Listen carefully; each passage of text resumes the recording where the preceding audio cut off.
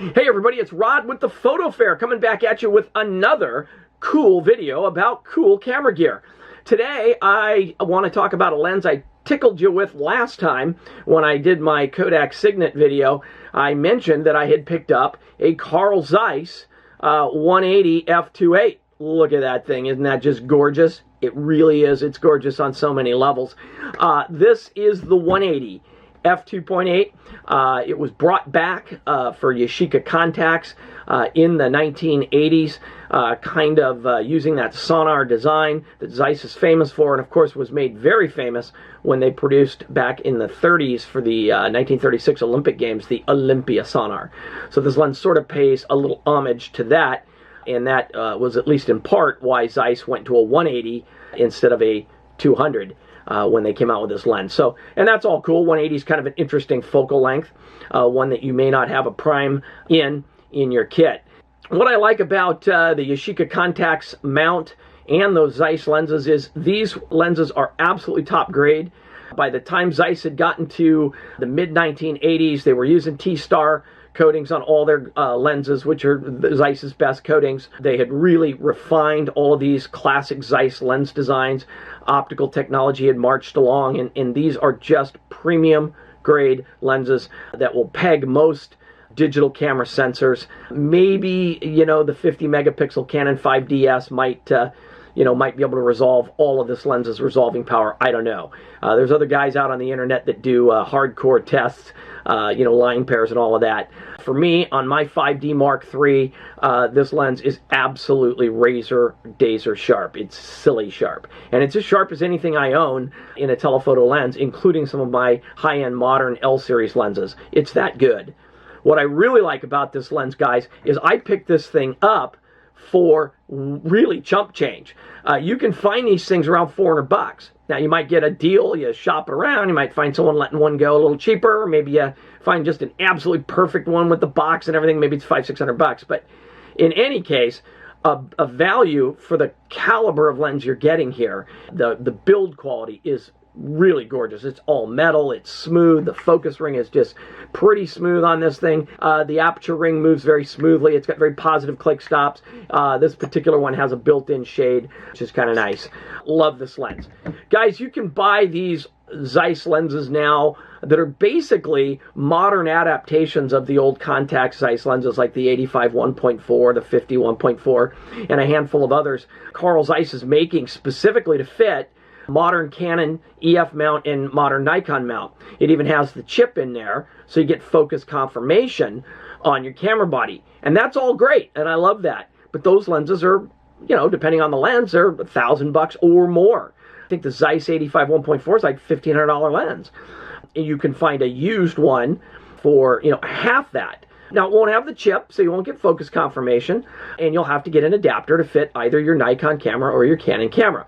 I'm not 100% sure that the Yaschica Contax will adapt to Nikon, so I'll leave a comment. I'll look into that. I'll leave a comment in the remarks that it will adapt to the Canon EF mount. In fact, that's exactly what I've done with this lens right here. That's a Yaschica Contax to Canon EF adapter. Works perfectly. No interference with the mirror on the full-frame camera. No problems whatsoever.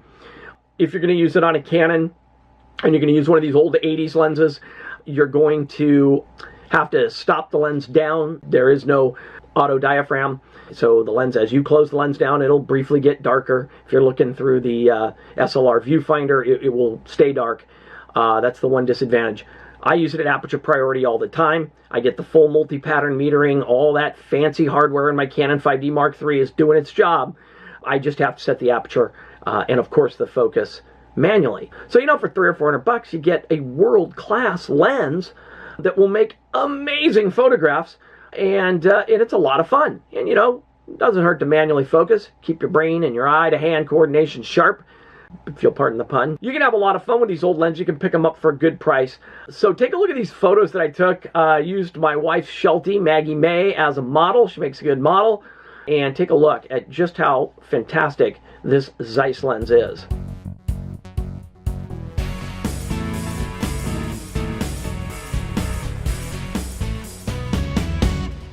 So yeah, guys, it's razor sharp. Like I told you, you can use these on film. I've got an EOS 1 film camera, and I can shoot this with film. Really go for a flashback to the old days. I also shoot on my 5D Mark III, like I mentioned before, and it is fantastic. The Zeiss 180-2.8, one thing about it, it is not a lightweight lens. It's heavy. If you're a Canon user and you want a comparable modern lens, Canon makes a 200 f2.8 L series lens. Canon sells that lens brand new for right around $900,000. It'll be autofocus, USM, you know, works in every mode on the camera. I used to own that lens, and when I got my zoom, my L series zoom, I got rid of the prime. There are times when I wish I hadn't done that, and it's a good lens. I really do believe this one's a little bit better though. Despite being 35 years old, it is a little bit better lens. Yes, I got a manual focus. Yes, it's only aperture priority or manual on the exposure. A little bit of a pain in the ass, but honestly, the optics on this, I think, are a little bit better. The 180 focal length is also kind of an interesting focal length, too. You know, it's very close to 200, but it's just a little, you can kind of, you know, do some traditional portraits with it, certainly some headshots. Kind of cool. I like the 180. I like that it's paying tribute to the Olympia Sonar, which was an absolutely famous lens that, that Zeiss put together for the Olympic Games in 1936. Very cool stuff. Guys, I don't want to sugarcoat the size and weight of this thing. I've got a 9-inch span on my hand. This thing's about 8 inches long. Isn't that just cool measurement system there? We're going back to, you know, going back to ancient Egypt, huh? Well, it's about half a cubit. Anyway, that's kind of fun. What the hell? But it's heavy, okay? This baby weighs in with my little adapter and the Canon EOS rear cap at a hefty 1,022 grams. So for those of you here in the United States, that is 2 pounds, 5 ounces. It's a beast, and it's because it's so brilliantly well made. I mean, it is just, I don't know that there's any plastic on this lens. It's fabulous. It feels good in your hand. You feel the quality and craftsmanship that Carl Zeiss put into this lens. Very, very worth spending $300, $400, $500 to get one of these things. You can find them at shows like Photo Fair. You can find them at camera shows all around the country. Those boutique camera shops that carry old school film stuff, like Seawood Photo down in the San Francisco Bay Area, Blue Moon Camera in Portland, and camera stores all over America. And you can certainly find them online on sites like eBay. Very cool. The 180 Zeiss 2.8 is highly recommended. I love that lens. It's razor sharp. You saw the images. And if you're a Canon DSLR user, it will work flawlessly with a Yaschica Contax EF mount. Again, one more time, EF mount, you're going to get aperture priority automatic. You are going to get manual exposure, and of course, manual focus. And of course, if you're using like a Sony A7 or any mirrorless camera, there's no problem here. You know, on the mirrorless bodies, it'll work fine. What's cool about the mirrorless bodies like the Sony A7 and any of the many out there, including my EOS M5, is you're always looking through an electronic viewfinder. Whether it's a screen on the back of the camera or the EVF on top of your camera, you're looking at a digital image. So as you stop the lens down, rather than getting darker, the camera's screen simply adjusts. So that kind of makes stop-down metering really painless, and it really doesn't even matter at that point. So that's kind of cool. I can highly recommend this. 180 millimeters on a micro 4/3 camera. That's like a 360 millimeter f2.8 telephoto. So it's a beast of a telephoto lens for you using micro 4/3. And on APS-C, it works out to about 280. Really fantastic lens. Works great on mirrorless. Works great on Canon EF digital SLRs. And it's just a fantastic lens. I can't say enough about this Zeiss lens. It truly is comparable to my modern day L series lenses, and there's not a lot of lenses from 35 years ago that I can really say that about, because optics have just come so far in recent years that it is amazing what even cheaper lenses today do. To have this 35-plus-year-old Zeiss 180 f2.8 lens perform every bit as well, if not better, than my L series lenses, it says a lot about the kind of energy and quality that Carl Zeiss was putting into their lenses, and why those lenses were so atrociously expensive back in the 80s. And it's because they were well made and the optics were absolutely top notch. They hold up today, 35 years later, and that says volumes. If you want to have a high quality, every bit as well made as something from, say, Leica, these Zeiss lenses from the 80s are available online at camera stores, at photo fair and other camera shows around the country at prices for the quality that are really truly bargain basement. I can recommend the planar 50 1.4. I've owned that lens. That lens is amazing. Can recommend the 85 1.4 planar, the old Yaschica Contax version.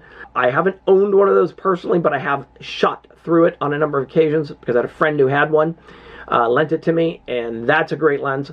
So all three of these, this one, the 180, 2.8, and the 50 and the 85, are absolutely brilliant lenses. And you can find them out there, and they are well worth the time and effort to acquire, and the money. So that's what I've got today.